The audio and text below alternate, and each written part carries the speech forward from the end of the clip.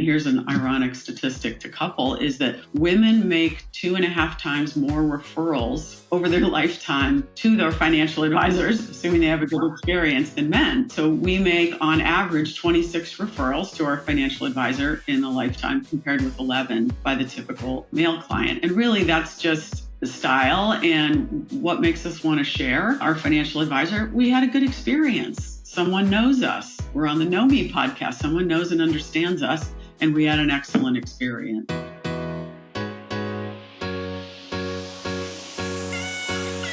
Welcome to Knowing Me, Knowing You, the podcast for the future of wealth management. Thanks for being here. I'm Marla Sofer. Money is a tool. It empowers people. Let's dive into how technology is personalizing advice, strengthening connections, and creating lasting impact. If you're an advisor looking to differentiate, a fintech leader shaping the next wave, or a client ready to take control of your financial future, you're in the right place. Let's get started.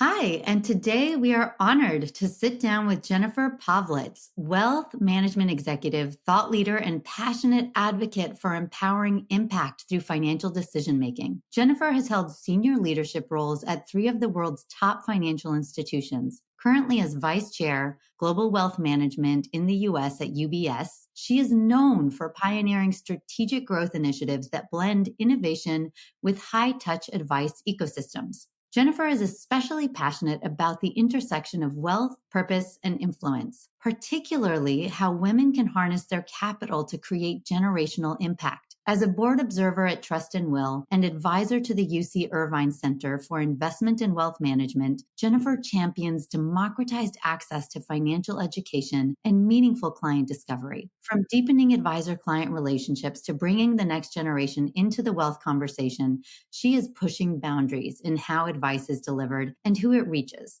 Jennifer, welcome to the Knowing Me, Knowing You podcast. Thank you, Marla. It's so nice to be with you. It's delighted to talk with you again. I'm so excited you're making the time. We always start out asking you about what is exciting to you about the moment we are in right now, about the future of wealth. Well, it's an incredibly important and exciting time. And I say when wealth moves, lives can be changed.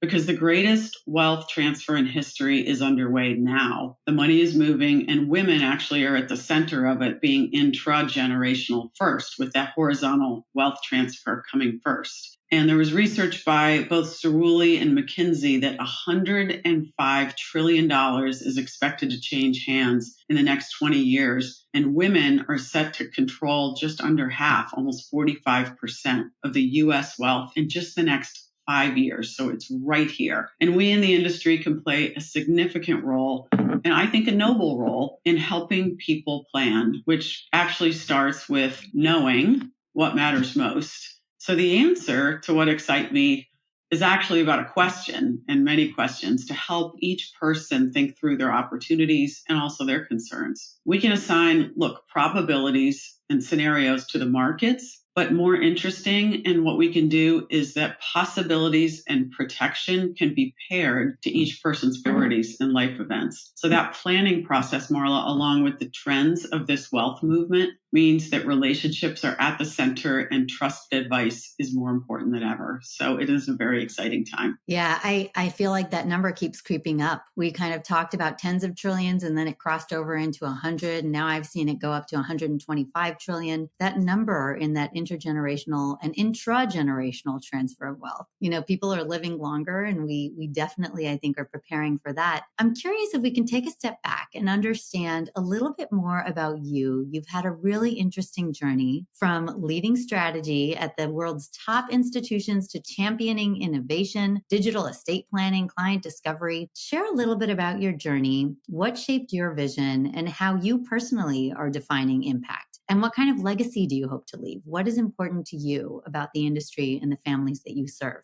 Those are big, big questions, and they're also really important ones and a good one. I always start conversations with clients and people that are investors and want our help is tell me your journey. So same question, but mine really started quite young. Our grandmother, my brother and I's grandmother, was encouraging us to learn and oversee capital. And she said this in her thick European accent and said, the reason I want you to oversee capital, whether it's your own, whether it's stewarding someone else's or a business's, is because in this country, capital equates to influence. And I want you to use that influence for good in the world. And those words, just that theme stuck with me for many years. That really, frankly, impacted the field I went in. She introduced us to her financial advisor.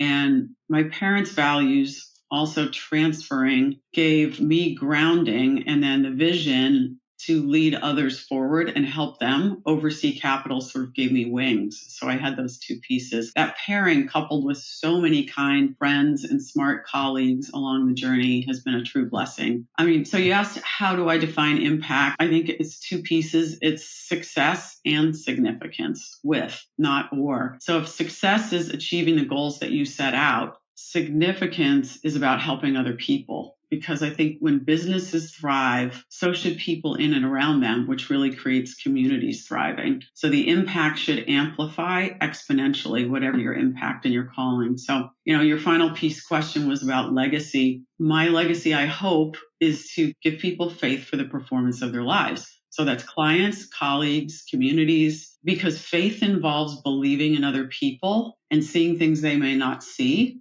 that offer a future with hope and conviction for them. And then in the role I serve and have over the years is helping people with return on their lives, not just ROI, return on investment. So each person can carry their values and their vision to endure for many generations. So, at the deepest level, that means I need to love, serve, and lead. That's part of my legacy. There's so much there. I think I've interviewed quite a lot of people in the wealth industry. And what I hear again and again and again is that we just want to help people feel okay. People want to feel that they're okay with their money. They want to worry less about money. I love that perspective on, the return on their lives. And I love that you went and hearkened back to visionary insight from your grandmother, an immigrant, I imagine, the fact that you said she had an accent. So you had this visionary insight from a woman in your life that really solidified the correlation between capital and influence. So that insight came from a woman, and a lot of your efforts have been for the benefit and just focusing on empowering that influence for women. As you talk about return on their lives, success and significance, using your words, how do you feel the industry can do more to support women and this relationship between them, women's unique power and influence and capital? Well, I feel not only a responsibility, but an obligation, being where I am in the world, that I could uniquely help other women who have sort of turned off the vision of looking at financial education and thinking about that. So I think in the industry, there's two things that we can all do. One is proactively engage with more women investors. Women have money, and using an educational approach, I think it works the best. So that would be number one. And then secondly, supporting more advisor teams to have both men and women, that's the powerful combination, and multi-generation on the team to appeal and help. So just thinking about how sizable this window is in the next few years for women in wealth. The recent research from New York Life is a compelling one, so I'll share that on the opportunity set. In only 5 years is almost here, 2030, women will control $30 trillion of the nation's personal wealth. And to put that in perspective, that 30 trillion is more than the national GDP. So regardless of who you are and where you sit, this is a large business opportunity. And 70% of women change out their financial advisor after a divorce or the death of a spouse. Why? Well, the research shows that many financial advisors treat women differently. Not all, but many. And so in this research, half of women said, I feel advisors treat me differently and patronize. And 40% say they feel advisors are less likely to listen to their ideas, being a woman, and push them out of financial conversations. I don't think any of this is intentional, but I think there's habits here. And so the irony is giving this business opportunity for advisors serving women. And here's an ironic statistic to couple is that women make 2.5 times more referrals over their lifetime to their financial advisors, assuming they have a good experience, than men. So we we make on average 26 referrals to our financial advisor in a lifetime compared with 11 by the typical male client. And really that's just the style and what makes us want to share. Our financial advisor, we had a good experience. Someone knows us. We're on the Know Me podcast. Someone knows and understands us. And we had an excellent experience. So, what do women want in a financial advisor team? They want a woman on their team. Men and women, as I said, are powerful. And more than half of the women in this research said it's a requirement for success to have a woman on the team. And that's actually quite different. It's double versus what women said in this survey 5 years ago. So that's what I would say, is that there's a power in men and women together and multi-generation to understand people's needs and to be vitally important to them. Yeah, I love that you framed it as it's a business opportunity. It's good for business. And then you shared so many other little tidbits there. So when you think about it, you started about the educational approach, the importance of diverse teams, and then you hit on unintentional inconsistency in client engagement. There is bias. There is unintended differences in how we engage. You've been really active in looking at next generation strategies and digital tools, estate planning, in your role at Trust and Will. You've talked to me and learned a bit about Know Me and what we're doing. How do you see how digital tools and better software is helping advisors move from very static planning to dynamic discovery, engagement, and solutioning with a broader set of products? Well, I really like what you're doing with Know Me, because my personal belief is every one of us has an invisible sign on our forehead that says, understand me or know me, and frankly, help me, whether it's implicit or explicit. So no matter how wealthy or sophisticated someone is, it could represent the deep down question. And you said this earlier, Marla, will I be okay? Or will my family be okay? Or will my business be okay? Or FOMO, what am I missing given the complexity of my life? What are other people doing that I should be doing? But either way, either that deep down question or the other, it points to the imperative of an understanding of how, when, and with whom people want to engage, which topics, which priorities, and which channels they want to engage. And to your point about being dynamic, that these preferences change given our life events and our seasons of life. But we can make it easier for people to plan for their wealth transition, execute their wishes, and facilitate the conversation. Dying without a will can leave a really difficult financial mess for our loved ones to unravel. But yet only 1 in 4 Americans has a valid will, according to a new survey. And only half are confident that they understand their spouse's wishes. And fewer than that say the same about their understanding their parents' wishes. And then finally, like a third admit, I've never discussed end-of-life financial plans with my family members. I know that's not the uplifting family gathering topic at Thanksgiving or family reunions, but moving to the advent of digital and online estate planning, like Trust and Will, it's made the process so much easier and more affordable. Users just follow really easy prompts and have a legally binding document recognized in all 50 states just in one afternoon. I know Trust and Will, being involved with that, they've helped over 1 million Americans codify their end-of-life plans, wills, trusts, but even young people having children for the first time with guardianship documents. So creating a will or a trust online removes much of the fear, the cost, and the complexity that has historically held people back. And as we say in Silicon Valley, making it frictionless. So those are some of the things I think are really important as we step into digital in the next generation. What if financial planning wasn't just about numbers, but about you, your values, your goals, your vision for the future? Know Me is transforming client discovery for wealth managers, going beyond assets and risk scores to uncover what truly matters. With behavioral insights and real-time data, Know Me helps advisors personalize advice, build deeper connections, and grow their businesses. Because the best financial decisions start with knowing you. Discover the future of client engagement at knowme.com.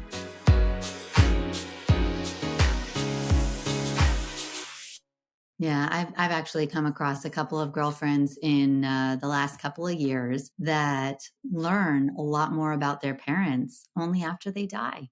They only learn at the end, and it's very hard for the successors, for the beneficiaries and the family to then all of a sudden have to understand everything that they need to know at that really emotional and hard stage. Everything you're saying makes sense. You talked a little bit about the invisible sign on your forehead or everyone's client's forehead. Help me, know me. Advisors that I've spoken to, they often believe that they deeply know their clients really well. There is a lot of research out there that says advisors believe they know their clients really well and that they ask them about their values, their interests. And then when you ask clients directly, they don't necessarily agree. They don't say the same. Do you think that it's true that advisors deeply know their clients? What do you think advisors are getting right? What do you think is working? What's not working across segments? Good question.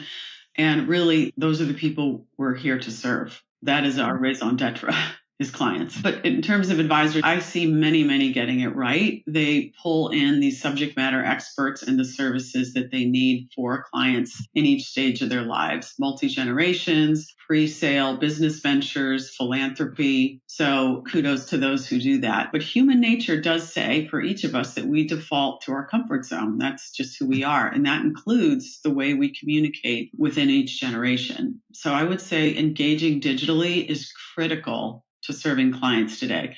And it starts, if you're an advisor, with your website and your online presence, because it is a statement about your values and your brand. But interesting to your question, there's an alarming issue that is across generations that does involve digital. A new survey came out by Capgemini, and it said that 81% of younger people set to inherit wealth from their parents, like you said, plan to replace the advisor and change firms. 81%. So millennials and Gen Z say they are unimpressed with poor digital offerings, products, and services. And so all of the firms need to listen to these next generation millionaires to retain and capture the wealth, yet another business opportunity / risk. So digital firms to help with knowing clients like yours, I think are imperative right now. It feels like advisors know. They know that their digital tools aren't good. They know that digital engagement is important. They know about the intergenerational transfer of wealth and the importance of women in the next generation. I wonder, when you think about how are they pairing all of those knowledge points to become actionable? How are they looking at this future of enabling their clients digitally to draw on data and balance really fun, engaging, delightful technology with a truly client-centered practice? What are, market leaders like UBS doing? When you think about how does that look? How do you feel advisors can pull from data to create these digital experiences and delight exactly these demographics we know we need so much in our client base? Yes, we do. And I was just at our family office summit, and the conversations about using AI with scale is so important, and we are doing that. But if you think about the surveys that you take, I'll put it to the pretend we're the investor or the client, and we take a survey on some brand or experience that we care about. It can be simple, fun, and engaging, or when you get to the fourth page and the 15th question, you don't feel so excited to finish it anymore. So each step in a question or discovery process has to be intuitively revealing how it helps you as a client receive better advice and service. So I would say the power of listening and putting ourselves in the client's shoes first from their perspective, and then balancing what's useful now and relevant with the importance of knowing your client in discovery is key. So specifically, tactically, I would say the order of discovery questions, I would say needs first, wants second, and preferences third, because we have to have the foundation of the house first. So a simple interface that focuses on those highest priorities first and then offers the client a perspective that you didn't have before. Without that paradox of too much choice is a balance that offers value to clients. Yeah, we do a lot of work with Dr. Megan Lertz. She is the academic advisor at NOMI and does a lot of teaching. We often call on Maslow's hierarchy of needs. And we think about how, yes, there is kind of the basic needs and survival, but at the very, very top, we're looking at self-efficacy. We're looking at really the expression of your identity through your capital, going back to that beautiful, beautiful learning from your grandmother. I love that. I'm curious if you don't mind sharing a little bit about the latest UBS research. I know you do a lot of work on women, wealth transfer, and what advisors should be paying attention to. So I would say on behalf of the industry, grateful for all of the work that UBS does to just kind of pull data out of what we should be focusing on. What is a preview of what's new?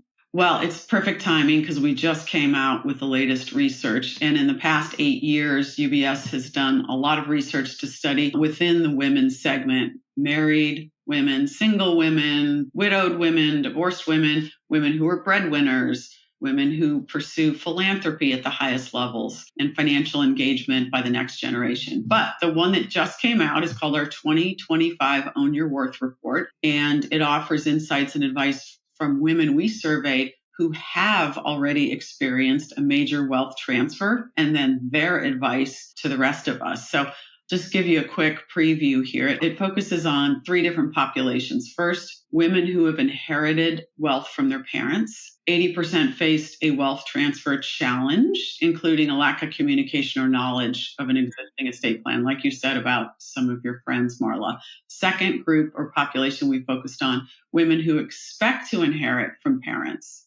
And 2/3 of those high net worth women expect to inherit $1 million or more from their parents. Yet 75% are on track to experience those challenges without preparation. And then finally, third are widows. 83% of women who took sole financial control after the death of their spouse said they faced wealth transfer challenges. And many say their spouse didn't have any estate plan in place. So something I found most interesting is that 1 out of 2 women experienced some type of surprise after receiving their parents' inheritance. And I'll give you the 4 types of surprise and just sort of close this out. But 1 I think is good, the other 3 not so good. First is how large my inheritance was. Okay, that seems like a good surprise. Second, the amount of taxes I had to pay on my inheritance. Third, the amount of tension that the inheritance caused among the family members because there wasn't prior discussion and planning. And then fourth, how long it took to receive the inheritance. So those 4 things, I call them the 4 T's: totality of the inheritance, taxes, tension, and time. And then the findings revealed that women face challenges that are frankly avoidable. So most of this around lack of communication, information, and planning. And so transitioning wealth smoothly is very different than transferring wealth, and it requires education and professionals. But with open communication, the good news and hope is planning and professional advice. Families can have a smoother experience and manage their wealth with more confidence and clarity, whether they're men or women. But that's what came out that I thought was interesting in our brand new research. Yeah, I'm so glad you went there, because as you started speaking, I was like, oh, I hope she's going to talk about the challenges. And then you went right into them, and you even have this great 4 T's kind of heuristic to think about what those are. So I think that's extremely helpful. There's a lot of listeners of this podcast that just happen to be in this community, the Know Me community, that are, I would call them middle-aged women and advisors who want to be serving middle-aged women. And I think that just diving into some of that information is really interesting. I'm hoping that, we can offer links in the show notes to kind of have people access the research and see what it is that we learned. As we kind of get to the end of this recording, I want to just dive into what is your approach. You're in a fantastic position. You are involved in so many different things in the university and, in a board observing role, and then at UBS. How do you approach mentoring the next generation in this industry, in finance and wealth management? Thank you for asking that. I'm passionate about that. The neat thing about mentoring, and everyone who's done it knows this, is that you end up being blessed and learning sometimes more as the mentor than the mentee, but it's definitely 2 ways of learning. But I would say, this back to sort of my purpose statement is giving people faith for the performance of their lives. So lots of times people reach out, or I'll have individual conversations, ask them questions, help to think through things, just give another perspective as a mentor. But I think where at least I've been more effective is less about that wisdom through words and more about, frankly, doing something and opening a door to someone, helping them gain either skills, experiences, or sometimes just visibility where they are, just so they can have more responsibility. Sometimes people just need both directions, is talk to this person and the door is open I have a relationship and I would recommend you. And sometimes it's giving them a little push. So you have the advocacy on the one side and a little belief boost for the courage to try on the other side. And I think about when mentors all along the way, somewhere I needed a specific skill that they're really good at. And I approached it that way. And others were more of open a door, something specific to help with the courage to move forward. I think that's so helpful. And I hope there are people that are listening that are both mentoring and looking for mentors and learn just a little bit from your thoughts and insight on like, be prepared, know exactly what you're looking for and go after that one thing and make sure you follow up. That is the one thing that I often see. Like I'll give somebody a whole bunch of advice and then I see they don't do it or they don't kind of tap into it. And I'm like, well, it's not going to be valuable if you don't take action. Very good point. Yeah. For good point, Marla. What did you do? Stewardship. It's back to that word. Stewardship. What did you do with what you were given? And if they were given access to you as a mentor, then what did you do about that? Yeah, 100%. We generally end this podcast every single time we ask, what is one instance in your life, a conversation you've had that changed your personal relationship with money? Oh, it's a great question. I always ask clients to start out, tell me that one of your early memories of money or similar. But I will give one that is a big step up for me.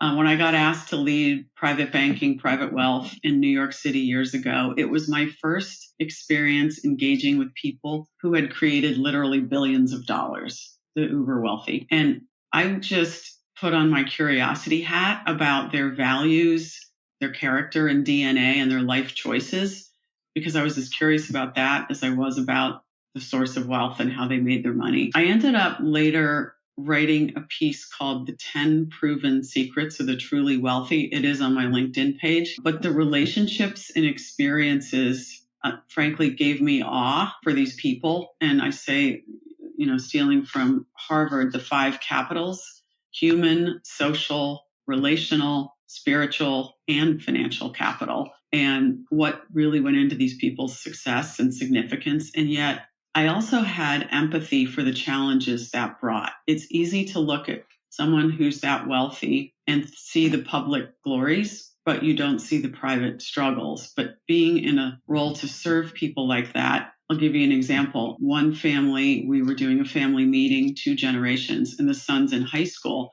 And the parents said, well, what's the problem with this, the wealth for you? And the example he gave is, it's spring break and we're going on a private plane, and everyone asked me, where I'm going and how I'm getting there and how to deal with that across generations, where one thought it was generosity and good and the other thought it was a source of embarrassment. So bottom line is I learned so much from them. And at the same time, it was fulfilling and still is to know that I can help people with what matters most to them, the intersection of those life and wealth decisions. That's such a beautiful learning. Thank you for sharing it and how it kind of all comes back to relationships, experiences. You referenced Harvard's 5 capitals. I actually hadn't read about that, but I have read a lot about the wellness wheel. And you have kind of these 8 dimensions of wellness that all interact. It's a very similar concept. Thank you, Jennifer, so much for sharing your insights, your passion for empowering families, your passion for empowering women to lead with wealth, with wisdom, with influence, as your grandmother said. Your work at UBS and with Trust and Will and your advocacy for data-informed client discovery is a compelling model for how to help advisors do better for the clients they serve. Where is the best place for our listeners on the Knowing Me, Knowing You podcast to learn more about your work,